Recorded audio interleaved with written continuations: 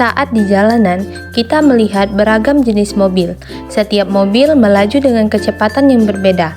Dari banyak mobil yang melaju tersebut, kira-kira mobil manakah yang paling sulit berhenti? Ya, tentu saja mobil dengan kecepatan yang paling tinggi.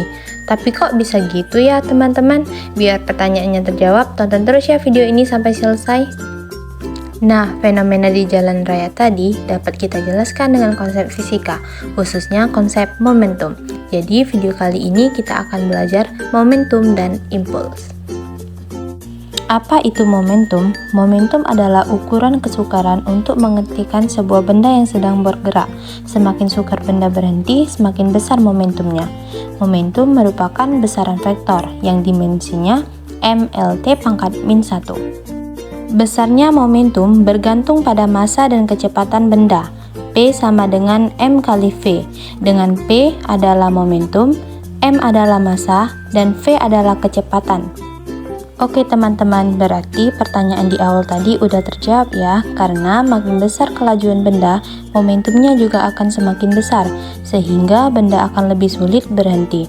Namun jika mobil tidak sejenis, tentu saja masanya akan berbeda. Kita tidak bisa mengacu pada nilai kelajuannya saja, kita juga harus memperhitungkan massa mobil tersebut sesuai dengan persamaan momentum tadi. Gimana teman-teman, bisa dipahami ya? Salah satu besaran fisika yang erat hubungannya dengan momentum adalah impuls. Impuls dapat diartikan sebagai ukuran seberapa besar gaya luar mengubah momentum suatu benda. Gaya tersebut bekerja dalam selang waktu tertentu. Impuls juga merupakan besaran vektor yang dimensinya mLt pangkat min 1.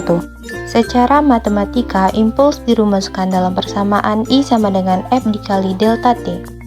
I adalah impuls, F adalah gaya, dan delta T adalah selang waktu. Pada grafik F delta T, nilai impuls sama dengan luas daerah di bawah grafik. Kita cukup menghitung luas area yang dibentuk. Hubungan antara momentum dan impuls digambarkan pada sebuah benda yang bermassa M bergerak dengan kecepatan mula-mula V1, kemudian diberi gaya tetap sebesar F dalam selang waktu delta T, sehingga kecepatannya berubah menjadi V2. Pada peristiwa ini, hubungan momentum dan impuls dituliskan dalam persamaan F dikali delta T sama dengan M V2 dikurang V1, F dikali delta T sama dengan MV2 dikurang MV1, F dikali delta T sama dengan P2 dikurang P1, I sama dengan P2 dikurang P1, I sama dengan delta P. P1 sama dengan MV1 adalah momentum awal, P2 sama dengan MV2 adalah momentum akhir, delta P sama dengan P2 dikurang P1 adalah perubahan momentum, I sama dengan F dikali delta T adalah impuls. Jika dua benda saling bergerak atau salah satu diam dan pada suatu saat saling bersinggungan, kedua benda dikatakan bertumbukan. Pada peristiwa tumbukan selalu berlaku hukum kekekalan momentum. M1 V1 ditambah M2 V2 sama dengan M1 V1 aksen ditambah M2 V2 aksen. Dengan M1 V1 ditambah M2 V2 adalah jumlah momentum sebelum tumbukan.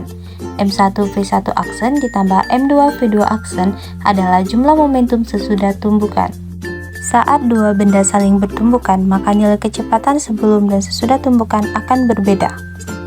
Perbandingan antara nilai selisih kecepatan kedua benda sebelum dan sesudah tumbukan disebut koefisien restitusi. Besarnya nilai koefisien restitusi dapat dihitung dengan persamaan E sama dengan min V1 aksen dikurang V2 aksen per V1 dikurang V2 sama dengan V2 aksen dikurang V1 aksen per V1 dikurang V2. Nilai koefisien restitusi ini menunjukkan kelentingan benda pada peristiwa tumbukan. Jenis-jenis tumbukan yang pertama ada tumbukan lenting sempurna. Misalnya dua benda bermassa M1 dan M2 dengan kecepatan masing-masing V1 dan V2 saling bertumbukan dan setelah terjadi tumbukan, keduanya saling berlawanan arah. Nah, dua benda dikatakan mengalami tumbukan lenting sempurna jika selama tumbukan tidak ada energi yang hilang, sehingga pada peristiwa ini berlaku hukum kekekalan momentum. hukum kekekalan energi kinetik, dan besar nilai koefisien restitusinya, sama dengan 1.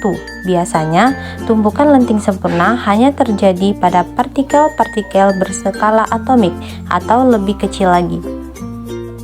Berikutnya, tumbukan lenting sebagian. Contohnya sebuah bola karet yang dijatuhkan ke lantai dengan ketinggian h dan kecepatan v, kemudian memantul kembali ke atas, di mana nilai kecepatan lentingnya tidak sama dengan kecepatan semula. Pada tumbukan lenting sebagian ini hanya berlaku hukum kekekalan momentum, namun tidak berlaku hukum kekekalan energi kinetik karena ada sebagian energi yang hilang selama tumbukan. Jika bola adalah benda pertama dan lantai sebagai benda kedua, maka setelah bertumbukan keduanya tidak menyatu dan rentang. Koefisien restitusi tumbukan ini antara 0 dan 1. Yang terakhir, tumbukan tidak lenting sama sekali. Misalnya, peluru ditembakkan ke bola hingga peluru tersebut bersarang di dalam bola. Kemudian keduanya bergerak dengan kecepatan yang sama. Sama halnya dengan tumbukan lenting sebagian. Pada tumbukan tidak lenting sama sekali, hanya berlaku hukum kekekalan momentum dan tidak berlaku hukum kekekalan energi kinetik. Kedua benda menyatu dan bergerak bersama setelah tumbukan nilai koefisien restitusi sama dengan 0, sehingga besar kecepatan benda setelah tumbukan dapat dihitung dengan persamaan V aksen sama dengan M1 V1 ditambah M2 V2 per M1 ditambah M2. Selanjutnya kita akan membahas aplikasi tumbukan dan hukum kekekalan momentum. Yang pertama adalah tumbukan bola dengan lantai. Pada gambar terlihat bola jatuh bebas dari ketinggian H0 dari lantai dan menumbuk lantai sehingga bola memantul. Pada peristiwa ini berlaku persamaan V1 sama dengan min akar 2GH0, V1 aksen sama dengan akar 2GH1, V2 sama dengan V2 aksen sama dengan 0. Dan besar koefisien restitusinya dihitung dengan persamaan E sama dengan V1 aksen per V1 sama dengan akar H1 per H0 sama dengan akar H2 per H1. Menumbuk lantai, V1 aksen kecepatan bola sesudah menumbuk lantai, V2 sama dengan V2 aksen kecepatan lantai sebelum dan sesudah tumbukan, H0 ketinggian bola mula-mula, H1 ketinggian bola pada pemantulan pertama, H2 ketinggian bola pada pemantulan kedua. Aplikasi selanjutnya adalah pada peristiwa meluncurnya roket ke angkasa. Prinsip terdorongnya roket memenuhi hukum kekekalan momentum. Ketika roket diam, momentumnya sama dengan 0, berdasarkan hukum kekekalan momentum. Persamaannya dinyatakan sebagai berikut. M1 V1 ditambah M2 V2 sama dengan 0. M1 V1 sama dengan min M2 V2. Kecepatan akhir yang dicapai oleh roket tergantung pada kecepatan semburan gas dan jumlah bahan bakar yang dibawanya.